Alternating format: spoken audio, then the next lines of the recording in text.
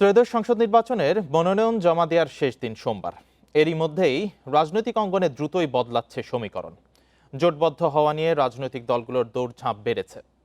এরই মধ্যে নতুন আলোচনায় জামায়াত ইসলামী সহ সমমনা ৮ দলের সম্ভাব্য জোটে এনসিপি, এবি পার্টি সহ আরও কয়েকটি দলের যুক্ত হওয়ার বিষয়টি। দলগুলোর নেতারা বলছেন, ২-১ দিনের মধ্যেই আসন সমঝোতার বিষয়ে চূড়ান্ত সিদ্ধান্ত আসবে। এই বিষয়গুলো নিয়ে আলোচনা করতে ধানমন্ডি থেকে আমাদের সঙ্গে যুক্ত হয়েছেন বিএনপির আন্তর্জাতিক বিষয়ক সম্পাদক ব্যারিস্টার নাসির উদ্দিন আহমেদ অসীম। আপনাকে স্বাগত জানাচ্ছি ইন্ডিপেন্ডেন্ট সংবাদে। আপনার থেকে শুরুতেই জানতে চাই যে ধন্যবাদ। সংসদ নির্বাচনের মনোনয়ন জমা দেওয়ার শেষ দিন সোমবার, এই ২৯শে ডিসেম্বর। এরই মধ্যে জোট গঠন ও সমঝোতা নিয়ে দৌড়ঝাঁপ চলছে, যেটি খুবই স্বাভাবিক। আপনার এই বিষয়ে মতামত জানতে চাই। পাপরিকা আর মেক্সিকান মশলার মাইন্ড ব্লাস্টিং ফ্লেভারে ডিটোস পার্টি হবে জোস যদি থাকে ডিটোস।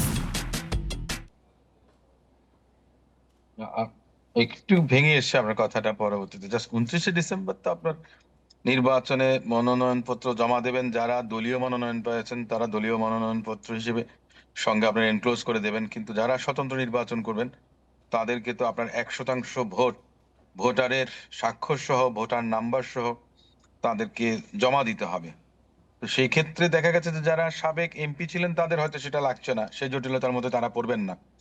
কিন্তু মুশকিল হয়ে গেল যেখানে যে দলের যারা মনোনয়ন পাচ্ছেন এবং এর মধ্যে আবার অনেকে আছেন জোটের সঙ্গে নির্বাচন করবেন, কিন্তু জোটের মধ্যে দেখা গেছে অনেককে নিজের দল পরিত্যাগ করে বা বিলুপ্ত করে কিংবা সেই দল থেকে পদত্যাগ করে বিভিন্ন বড় রাজনৈতিক দলে যোগদান করেছেন। যেমন বাংলাদেশ জাতীয়তাবাদী দলেও বেশ কয়েকজন জোটের নেতা শরিকদের আপনার নেতারা তারা যোগদান করেছেন তাদের দল থেকে পদত্যাগ করে, কিংবা কেউ বিলুপ্ত করে যোগদান করেছেন।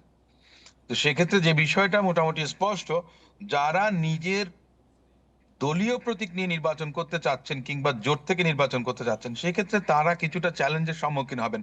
তার কারণটা হচ্ছে যে যে প্রতিদ্বন্দ্বী যেই মার্কাগুলো থাকে, প্রতীকগুলো থাকে, সেগুলি যখন থাকে না তখন জনগণ কিছুটা বিভ্রান্ত হয়। সেক্ষেত্রে তাদের জন্য চ্যালেঞ্জটা একটু মোকাবেলা করা কঠিন হবে। আর একটা বিষয় থেকে যাচ্ছে, যেটা দেখা গেছে দল থেকে মনোনয়ন পাননি, বড় দল থেকে, সেখান থেকে যখন স্বতন্ত্র নির্বাচন করেন, যাদের বেশ আপনার জনসমর্থন বলতে যেটা নেতা কর্মীর সমর্থন যেখানে থাকে, তখন তারা নির্বাচনী প্রচারণাটা একটু জমিয়ে তোলার চেষ্টা করেন। বাংলাদেশে কিন্তু সমস্ত কিছু নির্ভর করে কিন্তু যে ভোটের মাঠে আপনি কতটুকু জমজমাট করে তুলতে পেরেছেন, আপনার অবস্থানটা কতটুকু সাধারণ জনগণের কাছে তুলে ধরতে পেরেছেন, এটা কিন্তু একটা বড় আলোচ্য বিষয় থাকে। সে কারণে এবারের নির্বাচনে আপনার অনেক ধরনের চমক থাকতে পারে, এটা আমি মনে করি।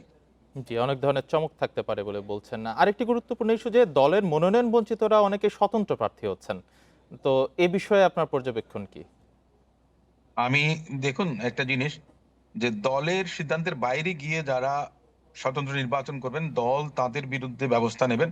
কারণ আপনি দলের শৃঙ্খলা পরিপন্থী কাজ যদি করেন তাহলে নিঃসন্দেহে সেটা যে কোনো রাজনৈতিক দলের শৃঙ্খলা আচরণ বিধি বলে কথা আছে। তো সেক্ষেত্রে দল সে ব্যাপারে তাদের সঙ্গে আলোচনা করবেন, তাদেরকে বোঝানোর পদক্ষেপ নেবেন।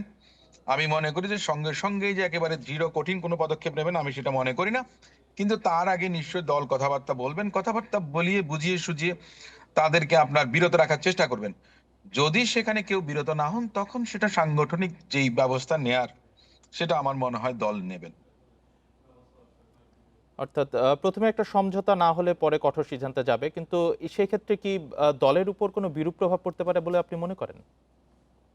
দেখেন, একটা বড় দল, যে সমস্ত রাজনৈতিক দলগুলো বড় দল, যেমন আমার দল বাংলাদেশ জাতীয়তাবাদী দল, একটা বৃহত্তম দল এটা। তো এখানে যদি এ ধরনের থেকে থাকে তাহলে এখানে বিরূপ আমি বলবো না, কারণ আসন তো আপনার 300 আসনের মধ্যে 2, 4, 5, 7টিতে মনে করেন যে স্বতন্ত্র প্রার্থী হতেই পারে, বিদ্রোহী প্রার্থী, তাদেরকে বলি আমরা বিদ্রোহী প্রার্থী। সেখানে তখন আর স্বতন্ত্র বলে কোনো কিছু না, কারণ দীর্ঘদিন 20 বছর 30 বছর বাংলাদেশ জাতীয়তাবাদী দলের রাজনীতির সঙ্গে যারা সম্পৃক্ত ছিল তার সেখানে কিন্তু আর স্বতন্ত্র নির্বাচন করেন, কিন্তু সেটা স্বতন্ত্র বৈশিষ্ট্য না, সেটা হচ্ছে যে বিদ্রোহী প্রার্থী। তো সেই ক্ষেত্রে আমি মনে করি যে এটাতে বিরূপ প্রতিক্রিয়া পড়ার কোনো কিছু নেই, কারণ সব জায়গায় যে সবকিছু 100 ভাগ আপনার পরিশুদ্ধ হবে, বিশুদ্ধ হবে, এমন কোনো কথা নেই। কিছু কিছু জায়গায় এ ধরনের ঘটনা ঘটতেও পারে, অতীতেও ঘটেছে। জি, তা তো বটেই। আরেকটি বিষয় আপনার থেকে একটু জানতে চাই, অন্য একটি দলের বিষয়ে। জামাতের সঙ্গে জোট গঠন নিয়ে এনসিপিতে বিভেদ দেখা দিচ্ছে, যেটা আমরা সবাই দেখছি। তো দলটি কোন পথে যাচ্ছে বলে আপনি মনে করেন? দেখেন, এনসিপি নিয়ে আহ সবার মতো আমারও অনেক আশা ছিল, উচ্চাশা ছিল। আমি অনেক কিছু আপনার দেখতে পেয়েছিলাম তাদের মাঝে, এবং তারা এগিয়ে যাক, তারা প্রতিষ্ঠিত হোক, এটা আমার মানে একেবারে খুব পাস একটা উইশ ছিল সব সময়। কিন্তু এই দলটা গঠিত হবার আগেই বৈষম্য বিরোধী ছাত্র আন্দোলনের নেতা নেত্রীরা বিভিন্ন সময় বিভিন্ন ধরনের কথাবার্তা বলেছেন। সেটা হয়তোবা অপেক্ষাকৃত বয়সে তারা তরুণ, রাজনৈতিক অনভিজ্ঞতা, আপনার যেটাকে বলবো আমরা, যে দীর্ঘ অনেক বছর যারা রাজনীতি করেন তাদের মধ্যে যে একটা বিচক্ষণ কিংবা আপনার অভিজ্ঞতার কথা আমরা বলি, সেই অবস্থায় পৌঁছানোর আগেই তারা অনেকটা কেমন যেন বিপথগামী হয়ে গেছেন। কারো দ্বারা কি তারা প্রভাবিত হয়েছিলেন, কিংবা নিজের বিবেক বুদ্ধি দিয়ে তারা পরিচালিত হয়েছিলেন, যেটাই হোক না কেন সেটাতে ঘাটতি ছিল, এবং যার কারণে একটা পর্যায়ে এসে তাদের মধ্যে হতাশা কাজ করেছে। যেই অপার সম্ভাবনা নিয়ে তারা একটা বড় রাজনৈতিক দল হতে পারত, তারা শেষ পর্যন্ত গিয়ে আপনার স্বাধীনতা বিরোধী একাত্তরের গোষ্ঠীর সঙ্গে জোট বেঁধেছেন। এটা আমার কাছে ভাবতে বেশ কষ্ট হচ্ছে।